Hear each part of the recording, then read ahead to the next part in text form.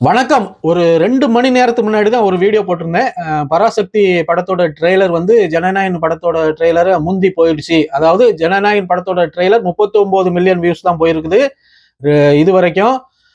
அதுக்கு முந்தின நாள் வெளியிட்ட ஜனநாயகன் படத்தோட ட்ரெய்லரை விட பராசக்தி படத்தோட ட்ரெய்லர் 41 மில்லியன் வியூஸ் அதிகமாகி ரெக்கார்டு உடைச்சிருக்குது. ஜனநாயகன் படத்தோட ட்ரெய்லரோட ரெக்கார்டை வந்து பராசக்தி படம் உடைச்சி மேலே போயிருக்குது.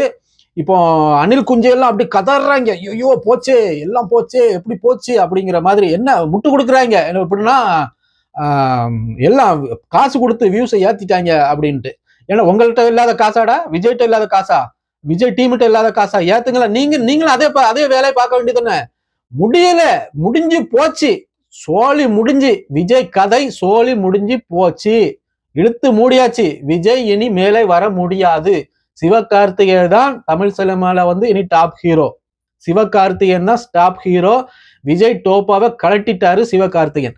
அப்போ அதே வீடியோவிலேயே கடைசியில நான் சொல்லியிருந்தேன், விஜய் நீங்க செய்த தவறுகளை மறைப்பதற்கு காசு கொடுத்து அதை நீங்க சரி கட்டிட்டீங்க. ஆனா கர்மான்னு ஒண்ணு இருக்குது. அந்த கர்மா வேலை செய்யும் போது அதை நீங்க தாங்க மாட்டீங்க. அதுக்கு உண்டான விளைவுகளை நீங்க அனுபவிக்க வேண்டி வரும் அப்படின்ட்டு நான் வந்து அதன் விளைவின் முதற்படிதான் ஜனநாயகன் படத்தோட ட்ரெய்லரோட தோல்வி அப்படிங்கிற மாதிரி இன்னும் வரக்கூடிய நாட்களை நீங்க அனுபவிப்பீங்கன்னு சொல்லி வாய மூடல. இந்தா வந்துருச்சு. கரூர்ல நடந்த சம்பவம் குறித்து 12ஆம் தேதி, வரக்கூடிய 12ஆம் தேதி டெல்லியில போயிட்டு நேரில் விசாரணை ஆஜராகணும். நேரில் விசாரணைக்கு ஆஜராகணும். விஜய் போக வேண்டும். கரூர் கூட்ட நெரிசலில் 41 பேர் இறந்தது தொடர்பாக விசாரணை நடத்துவதற்காக சிபிஐ இந்த சம்மனை அனுப்பியிருக்கிறது. ஏற்கனவே சிபிஐ விசாரணைக்கு தாவிக நிர்வாகிகள் ஆஜரான நிலையில் ஜனவரி 12ஆம் தேதி தமிழக வெற்றிக் கழக தலைவர் விஜய் நேரில் ஆஜராக வேண்டும் என்று சம்மன் அனுப்பப்பட்டிருக்கிறது. வந்துருச்சா? அடுத்த கர்மா வேலை செய்ய ஆரம்பிச்சிருச்சா? உங்களுக்கு நீங்க செய்த பாவங்களுக்கு வேலை செய்ய ஆரம்பிச்சிருச்சா அடுத்த கர்மா? டெல்லியில நீங்க விசாரணைக்கு போகணும் நேரில்.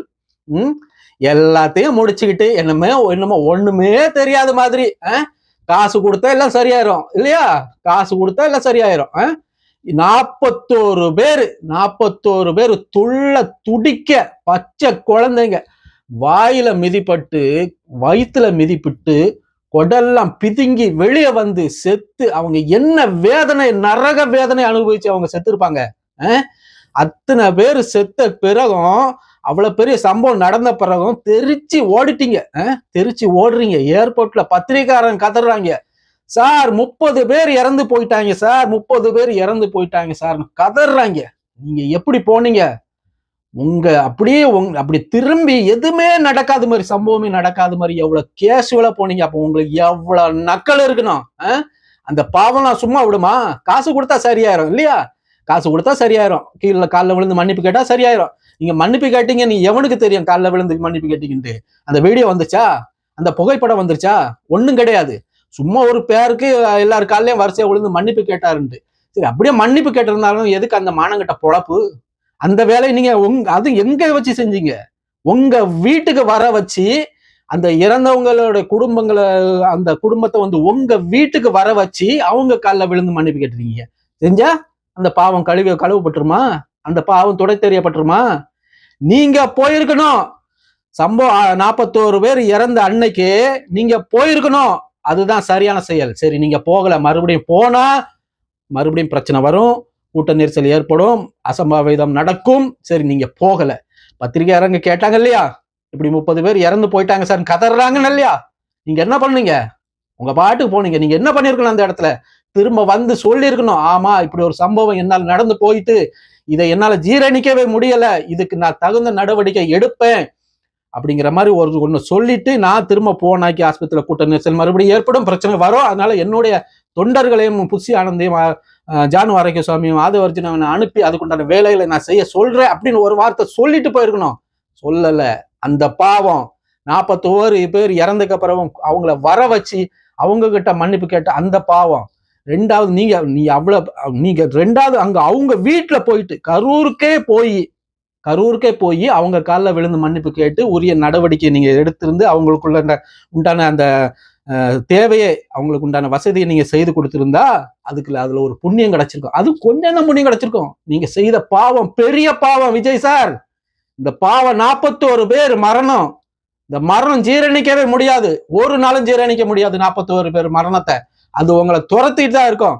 அதோடைய வேலையை செய்ய ஆரம்பிச்சிருச்சு. கர்மா அதோடைய வேலை செய்ய ஆரம்பிச்சிருச்சு. நான் ஆரம்பத்துல இருந்தே சொல்லிட்டு இருக்கிறேன், கூட இருக்கிறவன் பேச்சை கேட்காதீங்க. உங்களை கூட்டிட்டு போய் கையோட கூட்டிட்டு போய் குழிக்குள்ள கொண்டு தள்ளி விட்டுருவாங்க. நீங்க அவமானப்பட்டு அசிங்கப்பட்டு நாளைக்கு ரோட்ல வந்து நிப்பீங்க. அப்படி நான் ஆரம்பத்துல இருந்தே சொல்லிட்டு இருக்கிறேன். நான் சொன்னது ஒண்ணா நடந்து வந்துட்டு தான் இருக்கு. இப்ப வரைக்கும் ஒன்னொன்னா நடந்து வந்துட்டு தான் இருக்குது. 2 மணி நேரத்துக்கு முன்னாடி தான் சொல்லியிருந்தேன், கர்மா துரத்தும் விடாது அப்படின்ட்டு. சொல்லி வாய முடல.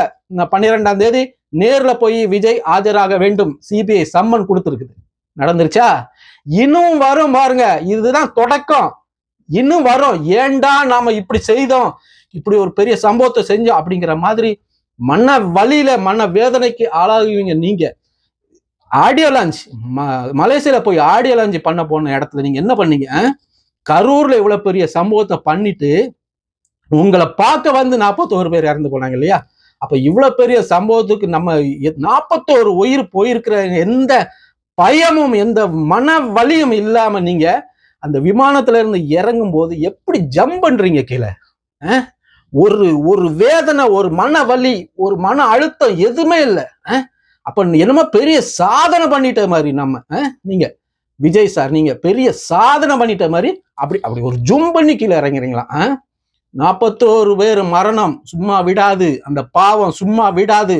உங்களை துரத்தும். நீங்க அசிங்கப்பட்டு அவமானப்பட்டு ஏண்டா இப்படி ஒரு வேலையை நம்ம செய்தோம், ஏண்டா அரசியலுக்கு வந்தோம், ஏண்டா கூட இருக்கவன் பேச்சை கேட்டோம், இப்படி நம்ம நாசமா போயிட்டு இருக்குமே அப்படிங்கிற நிலைமை தான் இனி தொடர்ச்சியான நாட்களை வந்து நீங்க சந்திப்பீங்க. அது விஜய் வந்து பிஜேபி கூட தான் கூட்டணிக்கு போய் ஆகணும். கூட்டணிக்கு வேற வழி கிடையாது. விஜய் வந்து பாஜக கூட கூட்டணிக்கு போயிடுச்சுன்னா இன்னும் மக்கள் வந்து ஏற்கனவே அடி வாங்கியாச்சு, பெருத்த அடிதான். அப்படி ஒருவேளை விஜய் வந்து பிஜேபி கூட மறுபடியும் கூட்டணிக்கு போனாரு அப்படின்னா காரி மூஞ்சில துப்பிடுவாங்க. அதான் நடக்கும். ஏன்னா பிஜேபியே யாருக்கும் பிடிக்காது. தமிழ்நாட்டுல பிஜேபி வரக்கூடாதுன்னு தமிழ்நாட்டு மக்களுடைய எண்ணமும் அதுதான். பிஜேபி வளர விடக்கூடாது, தமிழ்நாட்டுல வர வைக்க கூடாது. பிஜேபிக்கு யாரும் ஓட்டும் போட மாட்டாங்க. அப்ப நீங்க பிஜேபி கூட போட்டாக்கி உங்களுக்கு ஆப்பு வந்துடும் அப்படின்னு நினைச்சு நீங்க பிஜேபி கூட போய் சேருவீங்க. அப்படி ஒரு சேரக்கூடிய நேரத்துல மக்கள் உங்களை காரி துப்பி விடுவார்கள். இதுதான் நடக்கும். மீண்டும் ஒரு காணொளியில சந்திக்கலாம். நன்றி, வணக்கம்.